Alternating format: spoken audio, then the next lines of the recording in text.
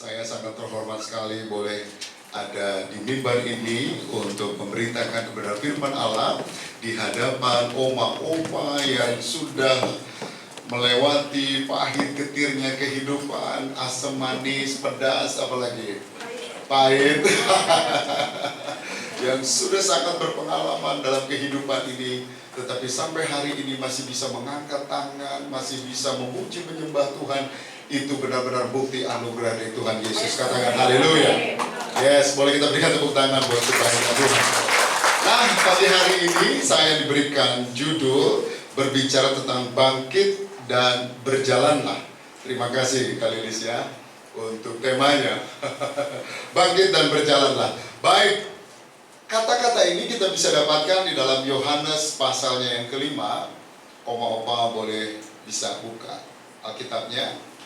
Saya akan bacakan, oma-opa bisa menyimaknya. Penyembuhan pada hari Sabat di kolam Bethesda. Sesudah itu ada hari raya orang Yahudi dan Yesus berangkat ke Yerusalem. Di Yerusalem dekat pintu gerbang domba ada sebuah kolam yang di dalam bahasa Ibrani disebut Bethesda. Ada 5 serambinya. Dan di serambi-serambi itu berbaling sejumlah besar orang sakit, orang-orang buta, orang-orang timpang, dan orang-orang lumpuh yang menantikan goncangan air kolam itu. Sebab sewaktu-waktu turun malaikat Tuhan ke kolam itu dan menggoncangkan air itu. Barang siapa yang terdahulu masuk ke dalamnya, sesudah goncangan air itu menjadi sembuh apapun juga penyakitnya. Di situ ada seorang yang sudah 38 tahun lamanya sakit. Ketika Yesus melihat orang itu berbaring di situ, dan karena ia tahu bahwa ia telah lama dalam keadaan itu, berkatalah ia kepadanya, maukah engkau sembuh? Jawab orang sakit itu kepadanya, Tuhan, tidak ada orang yang menurunkan aku ke dalam kolam itu apabila airnya mulai goncang. Dan sementara aku menuju ke kolam itu, orang lain sudah turun mendahului aku. Kata Yesus kepadanya, bangunlah, angkatlah tilammu dan berjalanlah. Dan pada saat itu juga sembuhlah orang itu, lalu ia mengangkat tilamnya dan berjalan. Tetapi hari itu hari Sabat. Karena itu orang-orang Yahudi berkata kepada orang yang baru sembuh itu, hari ini hari Sabat dan tidak boleh kau memikul tilammu. Akan tetapi ia menjawab mereka, orang yang telah menyembuhkan aku, dia yang mengatakan kepadaku, angkatlah tilammu dan berjalanlah. Mereka bertanya kepadanya, siapakah orang itu yang berkata kepadamu, angkatlah tilammu dan berjalanlah?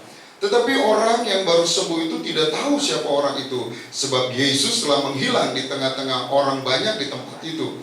Kemudian Yesus bertemu dengan dia di bait Allah, lalu berkata kepadanya, engkau telah sembuh, jangan berbuat dosa lagi, supaya padamu jangan terjadi yang lebih buruk. Amin. Baik, kita sudah melihat gambarannya, dan saya percaya Om-Opa sudah sangat sering mendengar cerita tentang penyembuhan pada hari Sabat di kolam Bethesda ini. Nah, kita lihat sedikit cuplikannya, bagaimana ayat-ayat yang kita baca tadi divisualisasikan. Boleh multimedia, diklik selanjutnya.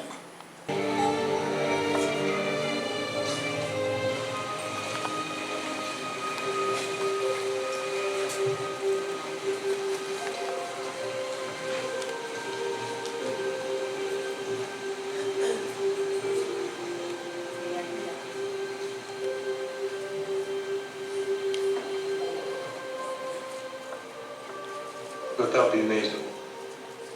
Sir, I have no man but was troubled to put me into the pool. But while I am coming, another steppeth down before me.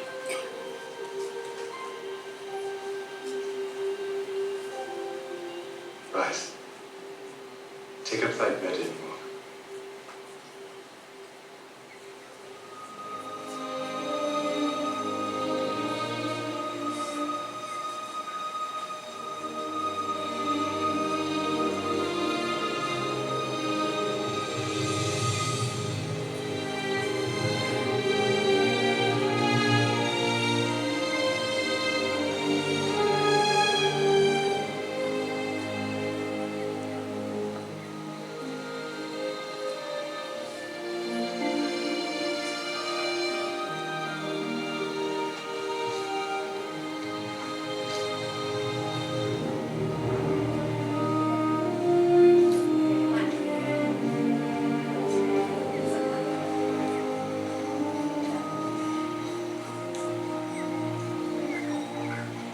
It is the Sabbath day. It is not lawful for me to carry my bed. He that made me whole, the same said unto me, Take up thy bed and walk. What man is that which saith unto thee, Take up thy bed and walk?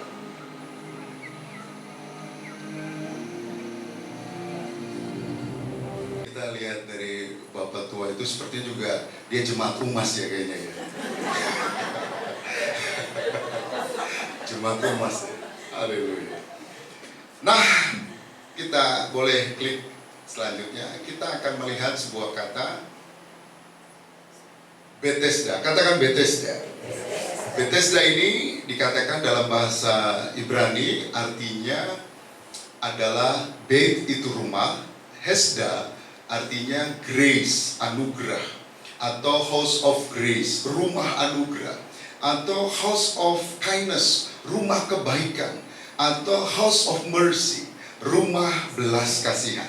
Itu arti kata Bethesda.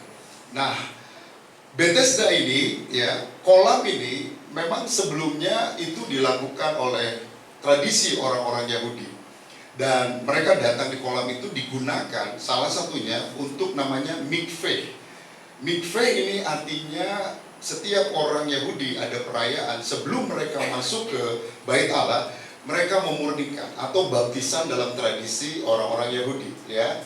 Nah, di situ tadi kita lihat di ayat firman Tuhan dikatakan ada banyak orang buta, ada banyak orang lumpuh, ada banyak orang timpang, ada banyak orang yang secara fisik mengalami sakit dan cacat. Dan Alkitab berkata dalam kitab Imamat, orang timpang, orang yang pincang, orang yang tidak sempurna secara fisiknya itu tidak boleh mendekat ke Bait Allah secara fisik. Orang-orang lumpuh, orang-orang buta, orang yang sakit kusta tidak boleh mendekat apalagi ke Bait Allah. Bersatu bersama dengan orang-orang Yahudi, ya, dengan orang-orang Yahudi yang normal saja tidak boleh. Mereka itu terpinggirkan. Nah, Bethesda artinya rumah kesembuhan, ya, rumah di mana mereka merasa punya pengharapan untuk kemudian mengalami kesembuhan, ya. Dan tetapi iblis tidak tinggal diam. Kalau kita lihat 170 tahun sebelum Yesus lahir, ya, ada gerakan namanya Hellenistik. Itu dari Yunani kuno. Lalu orang-orang Yunani ini menguasai Yerusalem dan mereka membangun kuil-kuil. Ya, salah satu dewanya namanya Asklepius. Asklepius, bukan Asep. Asklepius, ya. Ini dewa orang Yunani. Nah, dewa ini terkenal dengan kesembuhan. Dia digambarkan seorang pria dengan perawakan yang gagah, dengan tongkat, ya. Lalu di tongkat itu melingkar ular. Ya, ini sampai hari ini dipakai untuk simbol kesehatan, simbol kebersihan, pengobatan. Ya, apotek juga ya. Nah, dipakai mitologi Yunani. Jadi kita lihat bagaimana iblis pun bisa mencuri sesuatu yang hanya Tuhan sebetulnya bisa melakukannya. Tetapi iblis adalah malaikat yang jatuh. Nah, kalau dalam bahasa Indonesia yang kita baca tadi dikatakan ketika malaikat yang dari Tuhan, kira-kira gitu ya. Nah, kalau kita selidiki lagi dalam bahasa aslinya yang lebih dalam lagi, sebetulnya hanya dikatakan malaikat atau the messenger, tidak dikatakan malaikat Tuhan. Nah, kolam ini itu dekat, ya, dekat dengan Bait Allah. Terus dia ada dua kolam lebih di atas, dalamnya 13 meter, lalu kolam kecil lagi ada di bawahnya. Nah, kenapa air itu goncang? Sewaktu-waktu, ya, karena itu kemudian menjadi kuil-kuilnya orang-orang pagan, orang-orang yang tidak percaya kepada Yahweh atau Allah yang disembah oleh orang Israel. Itu setiap kali imam-imamnya itu kemudian membuka pipa-pipa air yang di atas sebagai reservoir, airnya turun ke kolam yang di bawah yang lebih dangkal airnya. Nah, terus airnya ya tergoncang, kira-kira begitu. Nah, mereka punya sugesti bahwa ketika air itu goncang, ya, karena ini dewanya dewa kesembuhan, siapa yang pertama turun di situ sembuh. Ya, kira-kira seperti itu. Ya, latar belakang dari Bethesda. Bethesda itu artinya rumah belas kasihan. Tadinya memang dipakai untuk pemurnian, ya, tradisi orang Yahudi. Tetapi kemudian Helenistik, orang-orang yang Yunani datang, dia membawa sesembahan di luar daripada sesembahan orang Israel, yaitu Tuhan Yesus Kristus yang kita sembah. Nah, tetapi dari Yohanes tadi kita katakan, kita baca pada hari orang Yahudi, Yesus datang dan dia menyimpang ke kolam Bethesda. Ya, slide selanjutnya. Ada pelajaran dari kolam Bethesda yang pagi hari ini saya percaya akan membangkitkan iman kita. Katakan amin. Karena firman Allah berkata, kalau kita mengerti kebenaran, maka kebenaran itu akan memerdekakan kita. Jadi oma-opa siap-siap pakai sabuk pengamannya, jangan dulu tidur. Karena kita akan mempelajari kebenaran firman Tuhan, dan saya percaya sesuatu akan terjadi setelah saya menyampaikan kebenaran firman Tuhan ini. Katakan haleluya. Nah, yang pertama, ya Bapak Ibu, oma opa, kita melihat ada satu keinginan yang kuat. Katakan keinginan yang kuat. Keinginan untuk apa? Keinginan untuk sembuh. Keinginan untuk sembuh. Pria ini 38 tahun sakit lumpuh. Bahkan sebelum Yesus lahir, dia sudah mengalami sakit lumpuh itu. Tidak bisa jalan seperti orang kebanyakan. Bayangin Bapak, Ibu, Oma, Opa, bagaimana kira-kira kehidupan waktu demi waktu yang dia jalani. Pasti dia mengalami ketidaknyamanan, sedih mungkin ya. Gak bisa berpergian dengan orang-orang lain. Dia mungkin hanya di satu tempat saja. Dia kemana-mana harus mengandalkan orang lain. Kalau punya belas kasihan untuk memindahkan dia mungkin. Ya, terbukti ketika air itu goncang, gak ada orang yang nolongin dia. Jadi betapa lonely-nya, kesendiriannya opa ini tadi. Tadi kan jemaat rumah sih ya kira-kira dia ya. Dia sedih sekali. Dia menderita 38 tahun. Tapi dia datang ke Bethesda. Dia datang ke House of Mercy, House of Grace. Dia datang ke kolam, dalam bahasa Ibrani katakan rumah anugerah. Kita semua juga datang di tempat ini yang adalah rumah anugerah. Katakan amin. Dan di situ dia berjumpa dengan Tuhan Yesus. Banyak padahal yang buta, banyak yang punya sakit penyakit yang lain. Ada 5 dikatakan serambinya, banyak sekali. Tetapi Alkitab mencatat hanya orang lumpuh ini yang dihampiri oleh Tuhan Yesus. Dia berjumpa dengan Tuhan Yesus, Tuhan yang memberikan kesembuhan. Katakan haleluya. Nah, 38 tahun itu bukan waktu yang sebentar. Coba renungkan. Kalau oma opa sakit sudah berapa lama? Sakitnya tuh di mana? Di sana sini. Dan rasanya juga, aduh, cuma bisa nangis sendiri, ya kan? Kadang-kadang orang lain nggak ngerti gitu. Ya kira-kira sama seperti yang dialami ini sama opa ini, 38 tahun dia lumpuh. Tetapi mari kita ambil pelajaran yang pertama. Ada satu keinginan kuat untuk mengalami kesembuhan. Artinya dia tidak menyerah walaupun 38 tahun menderita. Dia tetap ingin perubahan. Dia tetap ingin mengalami transformasi. Nah, keinginan kuat ini tidak dibatasi dengan usia. Ada orang muda tapi nggak punya keinginan yang kuat. Tapi ada juga orang tua, keinginannya kuat. Daya tahannya luar biasa, dan saya percaya ada di tempat ini. Katakan amin. Harus punya keinginan yang kuat. Katakan keinginan yang kuat. Keinginan untuk sembuh. Amin. Yes. Haleluya. 38 tahun itu bukan waktu yang sebentar. Dan sangat menderita. Dulu nggak ada hiburan. Ya, opa tadi, apa kira-kira hiburannya pada zaman itu? Ya ada. Kalau sekarang kan om-om masih bisa buka YouTube kan? Ya, betul ya, masih bisa update status gitu kan. Aku masih sendiri. Tidak ada yang mengerti aku. Kira-kira begitu. Sakitnya di sini. Sakitnya di sini. Halus. Masih ada hiburannya. Jari-jari masih bisa dimainkan. Tapi opa tadi yang kita lihat, yang di Yohanes 5 ini, bayangkan pada zaman itu. Orang mungkin buat satu panggung hiburan, tapi pasti di satu tempat. Bukan di hadapan orang tua.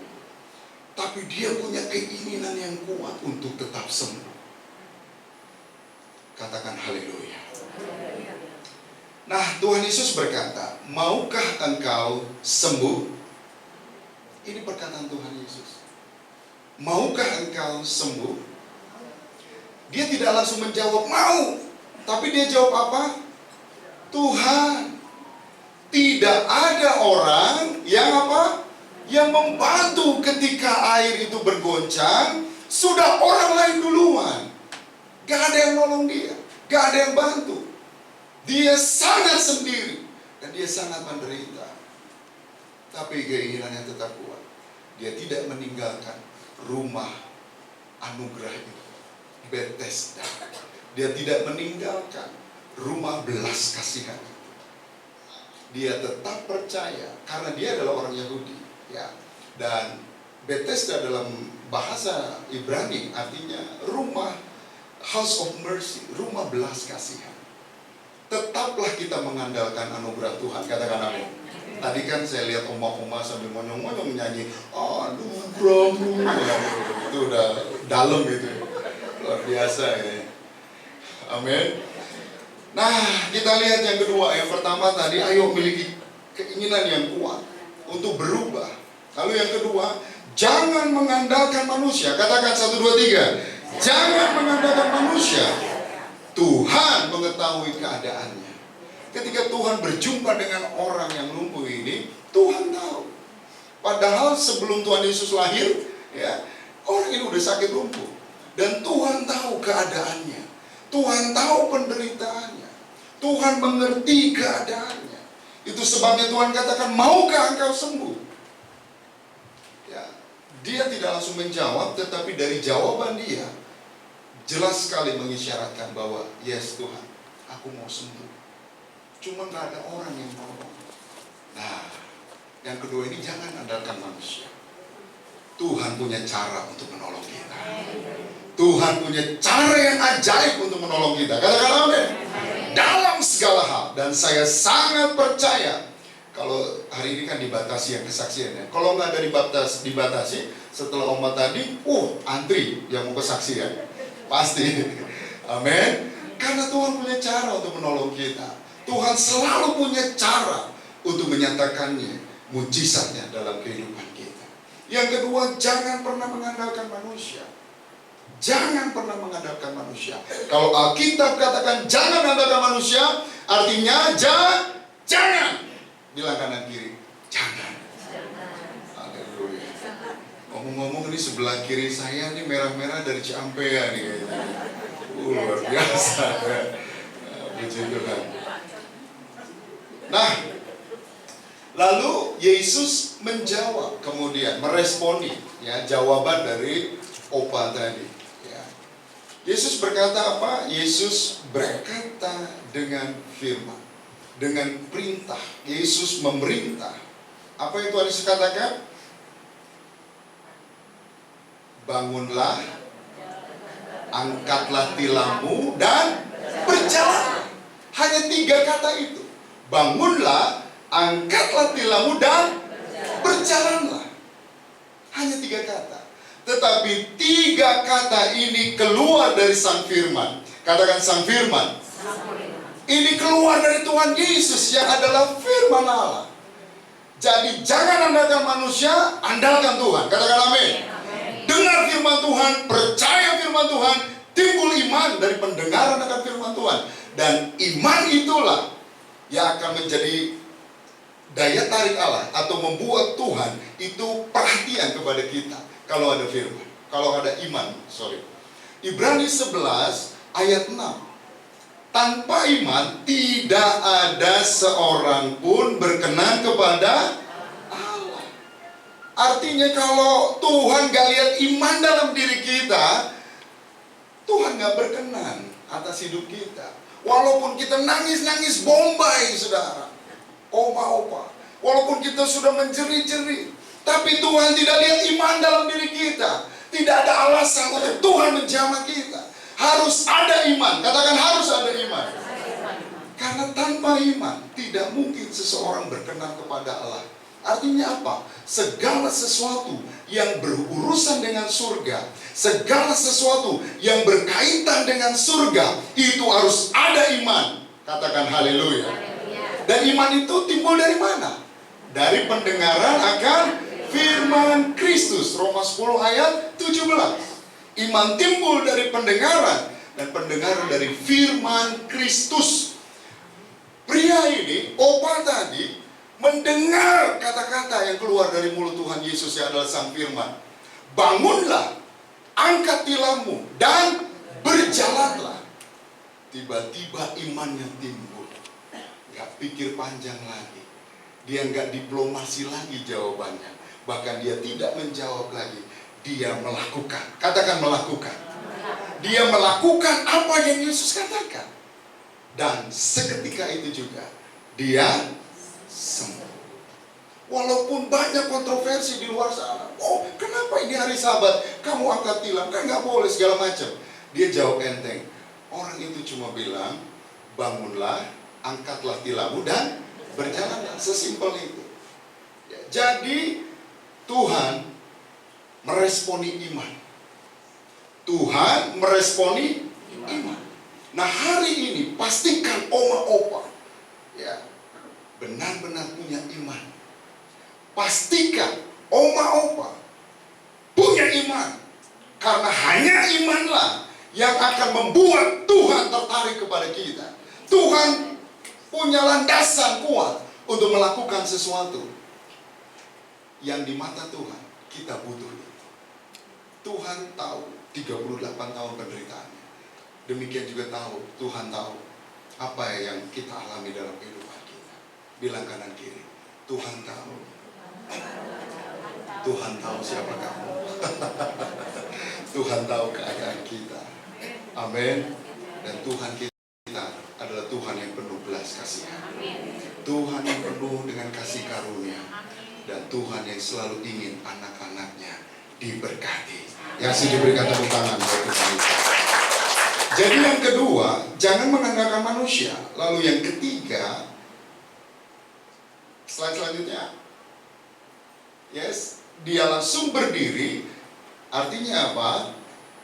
Merespon dengan cepat perintah sang firman. Kalau Tuhan berbicara kepada kita, jangan tunggu lama-lama. Responi firman Tuhan. Lakukan. Cepat bertindak sesuai dengan firman-Nya.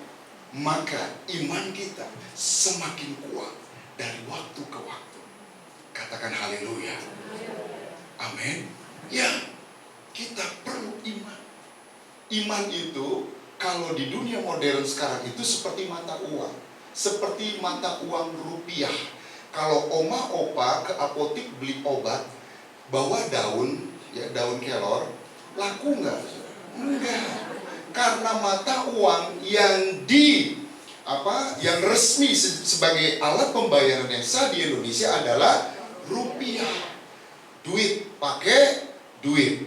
Ya, baru kita bisa mendapatkan apa yang kita inginkan. Nah, iman juga sama. Itu dia seperti currency. Segala sesuatu yang berhubungan dengan Tuhan, segala sesuatu yang berhubungan dengan surga, harus ada iman. Karena tanpa iman tidak ada seorang pun berkenan kepada Allah. Jadi harus ada iman. Untuk dealing dengan surga harus ada iman. Wajib kudu ada. Dan iman itu tidak timbul karena kita mengalami mujizat. Iman tidak timbul karena apa kata orang. Tapi iman hanya timbul dari pendengaran akan firman dan pendengaran akan firman Kristus. Saya mau bilang begini, orang-orang yang mendengar firman Tuhan tidak akan ada keraguan dalam dirinya. Abraham, dia mendengar secara langsung firman Tuhan, tidak ada keraguan untuk mempersembahkan anaknya. Orang yang mendengar firman Tuhan dengan jelas, ya, tidak akan pernah ada kamus khawatir dan takut dalam hidupnya. Tidak akan pernah ada kamus kata bimbang, ragu-ragu dalam hidupnya. Coba perhatikan, seorang Elisa, ketika ada seseorang kapaknya tenggelam, padahal itu kapak pinjaman, dia datanglah ke Elisa. Elisa ada representasi dari Allah, karena dia nabi, seorang pelihat, seorang yang mewakili Allah pada zaman itu. Datanglah orang itu kepada Elisa, lalu dia berkata, Elisa, tolong, ini kapak pinjaman. Lalu Elisa pergi dengan orang itu, di mana jatuhnya? Di situ. Dia ambil kayu, lempar. Siapa yang ngajarin itu? Gak ada. Tapi Elisa bertindak dari apa yang dia dengar dari Tuhan. Dan tidak ada keraguan. Ketika lempar kayu, kapak itu ngapung. Padahal itu besi, berat jenisnya lebih besar dari air. Tapi nyapung. Itu artinya mujizat. Katakan mujizat. Siapapun oma-opa yang terbuka telinganya mendengar firman Allah, engkau mengalami kemerdekaan. Katakan amin. Yang kita perlukan mendengar firman Allah. Mendengar lebih kuat daripada melihat. Orang Israel sudah buktikan. Tiap hari dia lihat tiang awan, tiang api. Dia lihat laut terbuka. Dia lihat mana turun dari surga. Dia lihat air keluar dari batu yang solid. Dia lihat, tapi apakah ada iman? Gak ada. Tuhan malah berkata, ini angkatan yang bengkok, angkatan yang tidak percaya, padahal mereka melihat. Jadi buat Tuhan, mendengar lebih penting daripada melihat. Tapi banyak orang itu pengen melihat dulu, baru percaya. Tapi bilang kanan kiri katakan, kita adalah orang-orang yang percaya walaupun belum melihat. Katakan amin. Percaya belum melihat, tetapi bukan sekedar itu. Tetapi orang yang percaya belum melihat, itulah orang-orang yang mendengar firman Allah. Berapa banyak percaya sampai hari ini Tuhan masih berbicara kepada kita. Oh yes, haleluya. Buka telinga kita. Membaca firman Tuhan benar menimbulkan iman. Tetapi juga hari ini Tuhan masih bisa berbicara secara directly, secara langsung kepada kita, yaitu rema.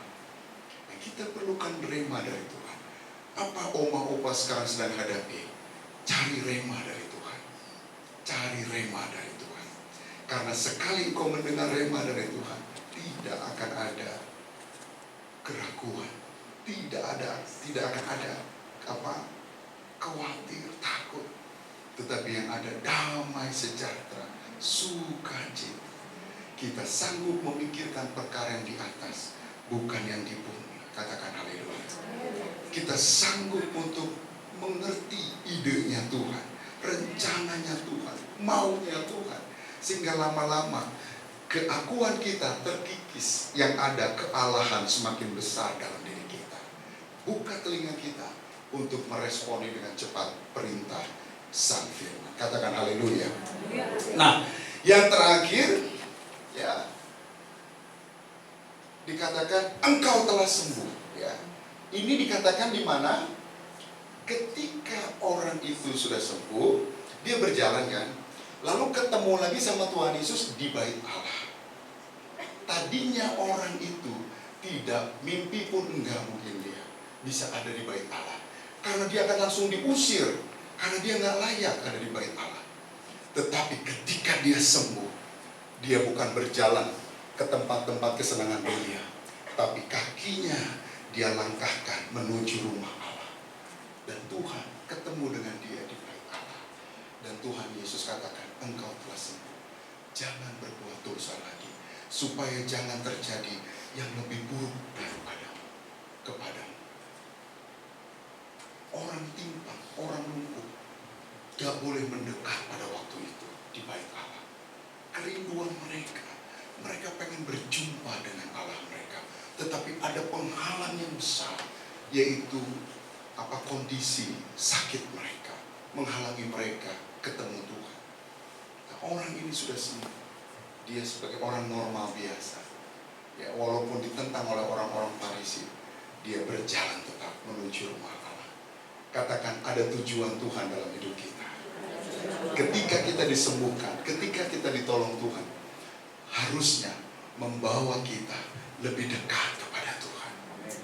Bukan menjauh, tapi lebih dekat kepada Tuhan. Seperti Opa tadi yang disembuhkan oleh Tuhan.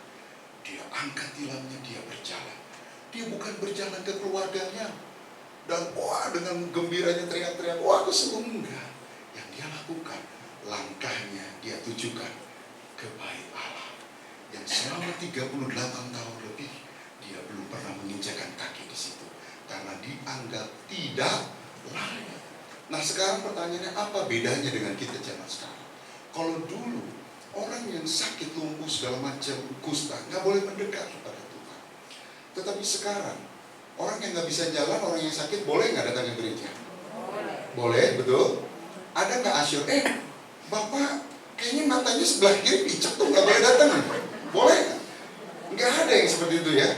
Ya, orang yang mungkin di kursi roda juga masih boleh nggak datang ke gereja? Boleh. Tetapi yang harus kita waspadai adalah penyakit hati. Bilang kanan kiri, penyakit hati.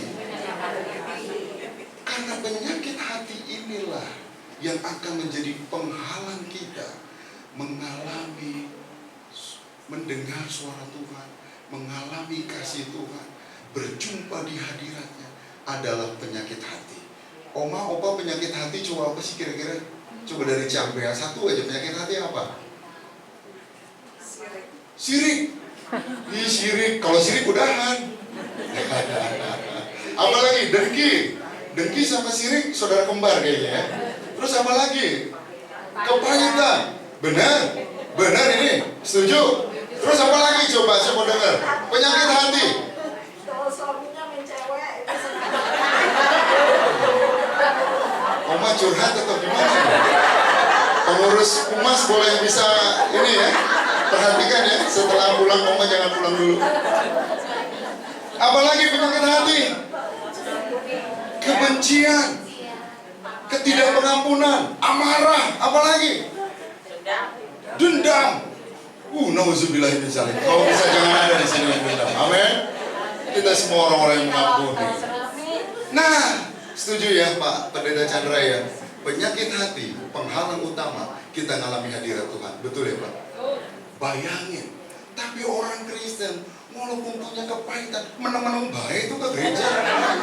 Nyanyi gitu kan. Waduh, joget-joget. Padahal hatinya menjauh dari Tuhan. Tuhan katakan, kalau kita tinggal dalam kedagingan, Efesus 5, ya, Galatia 5 maaf, perbuatan daging, itu kita nggak berkenan kepada Tuhan. Ada satu pembatas yang jelas.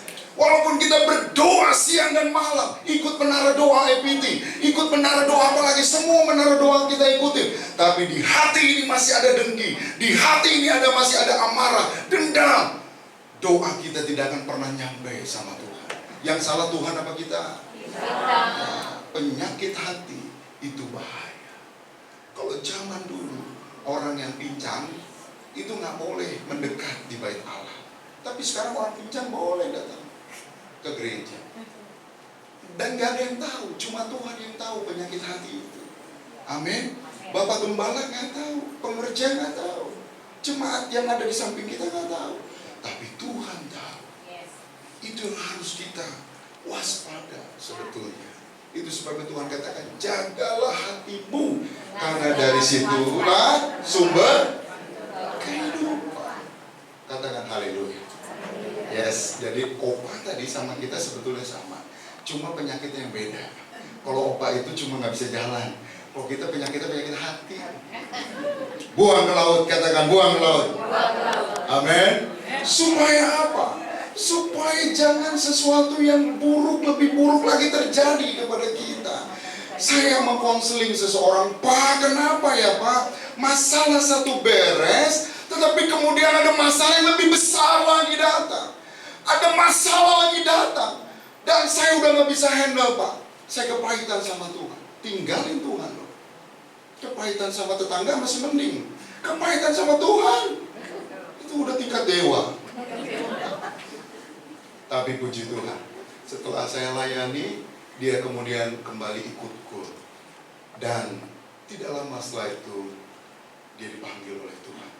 Tapi puji Tuhan, sebelum dia take off, hatinya sudah bersih dulu. Itu sukacita saya sebagai hamba Tuhan. Bisa melayani seseorang yang sudah kepahitan sama Tuhan, meninggalkan Tuhan, tetapi kemudian tersungkur kepada Tuhan, mengakui dosanya. Dia kemudian aktif beribadah di KUR, dan wah, penuh sukacita. Walaupun ada kekhawatiran bagaimana kalau dia dipanggil Tuhan anaknya gitu ya. Lalu saya bilang, anak-anak ini adalah anak-anak Tuhan. Dan ketika dia dalam keadaan yang begitu normal, ke gereja, ibadah, kurus, share firman Tuhan, antusias, Tuhan panggil. Tapi saya bersuka cita, dia dipanggil dalam keadaan mencintai Tuhan. Bayangin kalau dia dipanggil Tuhan waktu masih berguru di Banten, waktu masih nyari ilmu kebal. Bayangin, nggak ketemu Tuhan, nggak ketemu surga, tetapi masuk ke tetangganya surga. Haleluya. Mari kita bangkit berdiri bersama. Nah, doa saya tidak akan pernah membawa dampak. Doa saya buat saudara tidak akan pernah membawa dampak kalau saudara tidak ada iman. Itu sebabnya di setiap kesempatan Tuhan Yesus berkata, engkau telah sembuh karena imanmu menyelamatkan, imanmu menyembuhkanmu, imanmu menyembuhkanmu. Ya, kita banyak baca di Alkitab ya, Tuhan Yesus selalu berkata, imanmu menyembuhkan. Artinya apa? Memang perlu iman, karena imanlah yang akan membuat Tuhan intervensi dalam hidup kita. Oma-opa angkat kedua.